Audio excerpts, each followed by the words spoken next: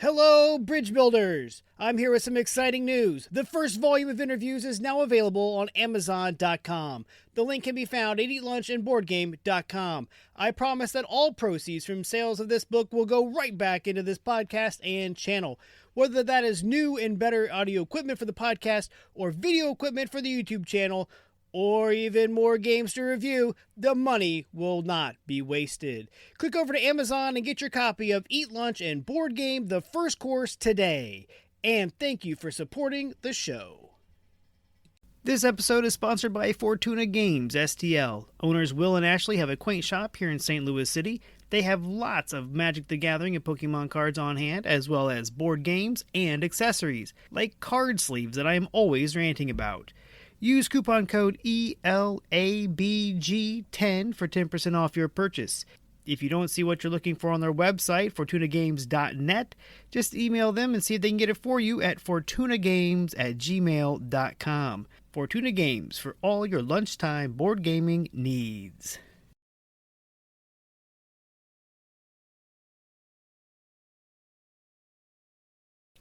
A few months back, I reviewed a hilarious game about a group of cats on their 9th and final life. I then interviewed the man that handmade each copy of that game. Then, out of the blue, Colby Lippencott reached back out to me to inform me that his new game, Quest for the Trident, was available. I couldn't resist. I had to try the latest from Lab Rat's board games. I received the handmade, custom-designed wooden box with the familiar 3D printed components holding it together, 3 different decks of cards, and 3D printed tokens inside. Also included was a small expansion, Winds of Change. Colby also informed me that he had the help of 2 students in his game design class with the design of Quest for the Trident. In the game, you and your opponents are trying to steal the Trident from the almighty god of the sea, Posiedon himself. Why would you be doing this? Well, he has been angry with the humans, and the people can no longer wait for him to be appeased. So, stealing his trident will take his power. All that is required is exploring the seas, obtaining the Tome of the gods, taking it to Poseidon's palace, stealing the trident, and hiding it. In that order. Oh, and avoiding your fellow sailors who are attempting the same thing, but there's only one trident, and this game is not cooperative. I took the game to work, sat down at lunch with a few coworkers, and set up Quest for the Trident, and set sail to steal a god's most precious item.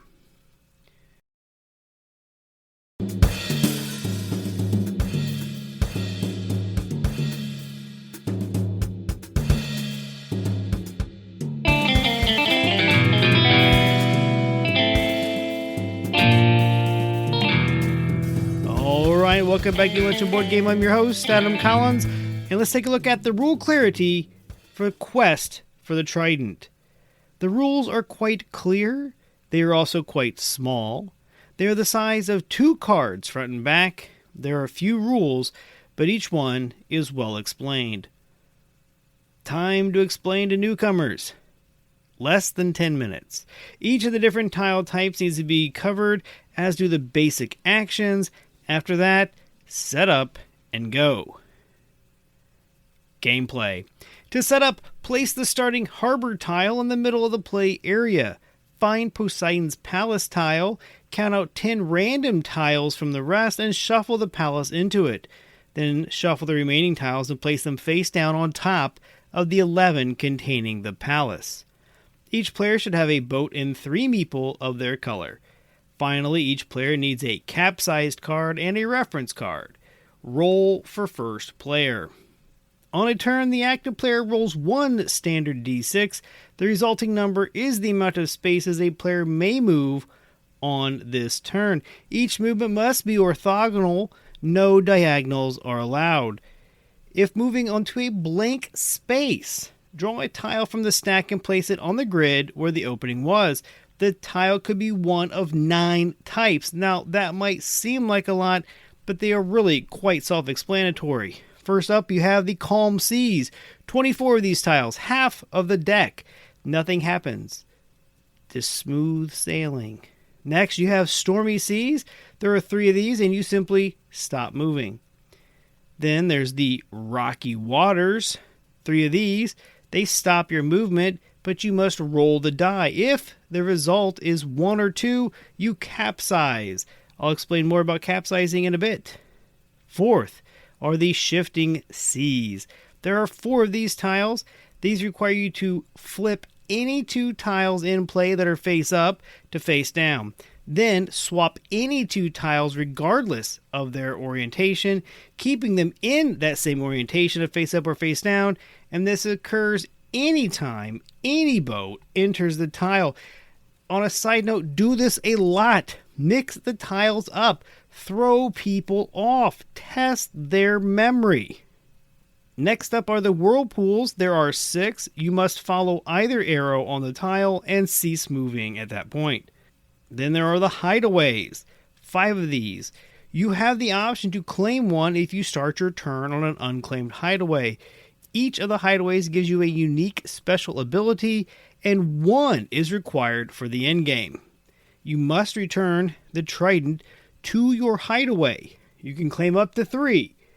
Get those special abilities. 7th is the Kraken.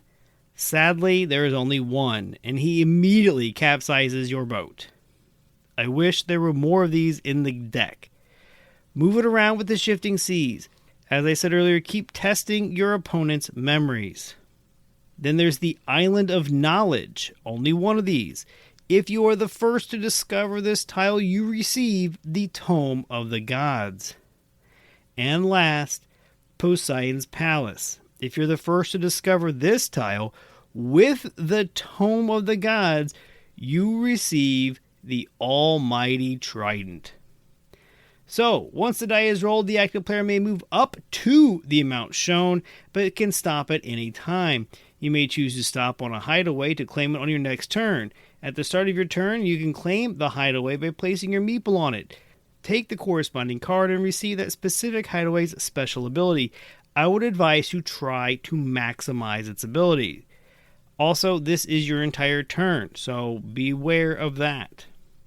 Or you might want to stop on a claimed hideaway and try to take it from a player. Simply stop on their hideaway and roll the die. A result of 4 through 6, you take it. A 1 through 3, well, you capsize.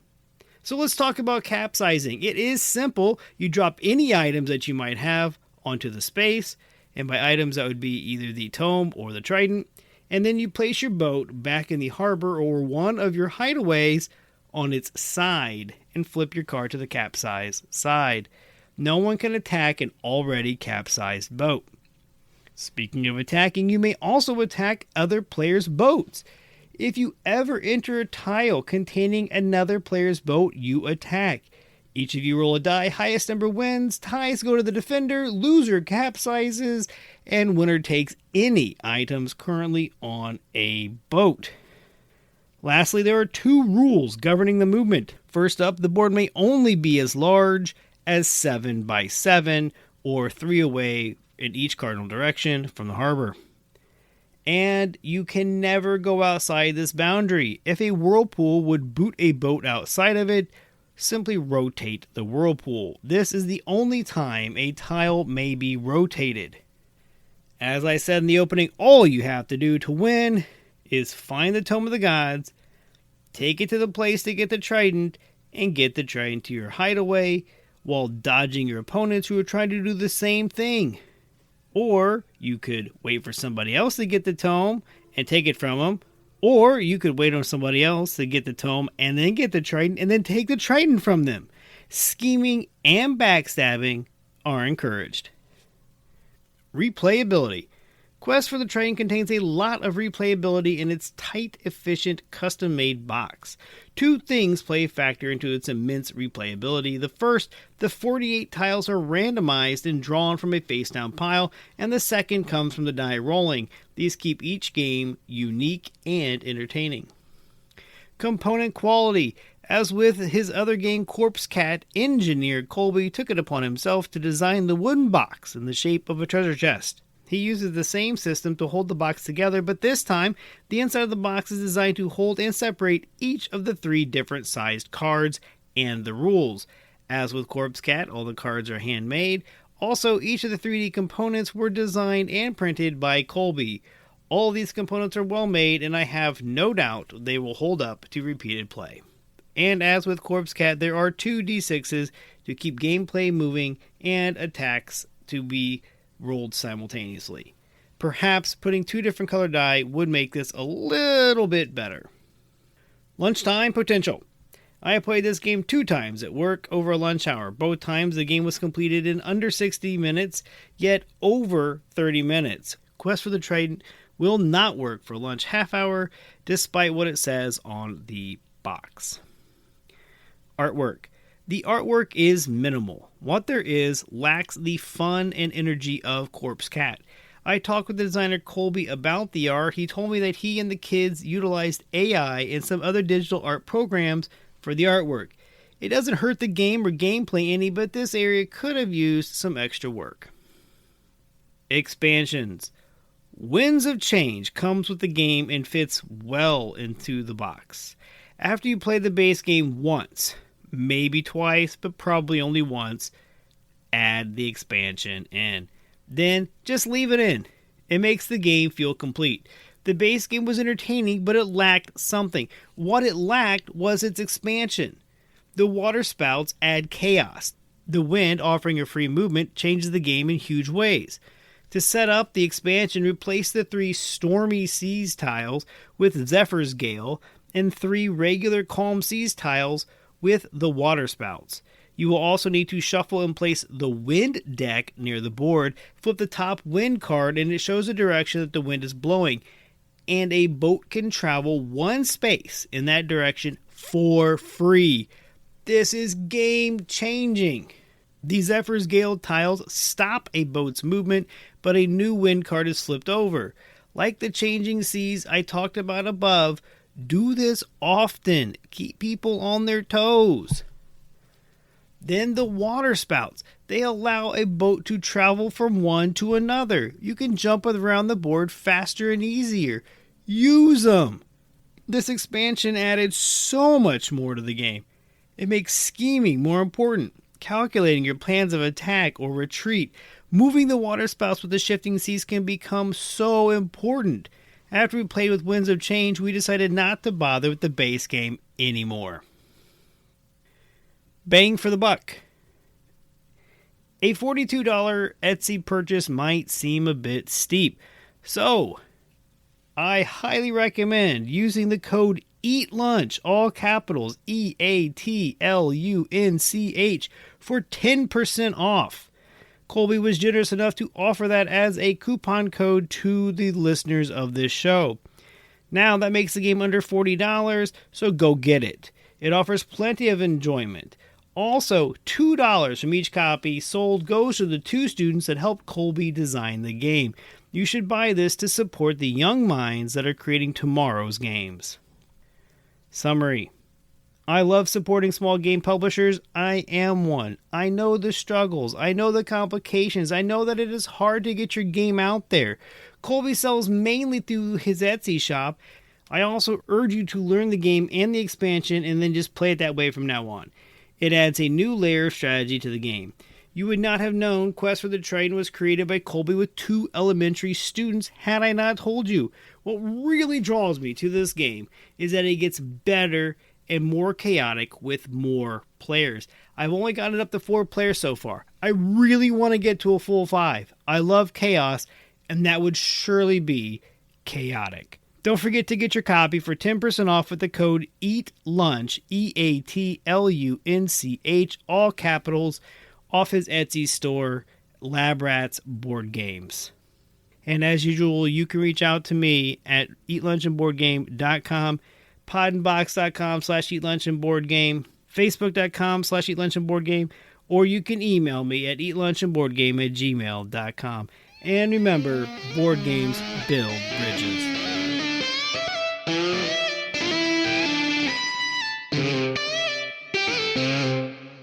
When you're gaming, why not be comfy?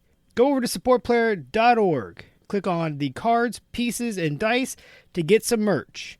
These t-shirts are some of the most comfortable I have ever worn. That's supportplayer.org, and there's a link on eatlunchandboardgame.com.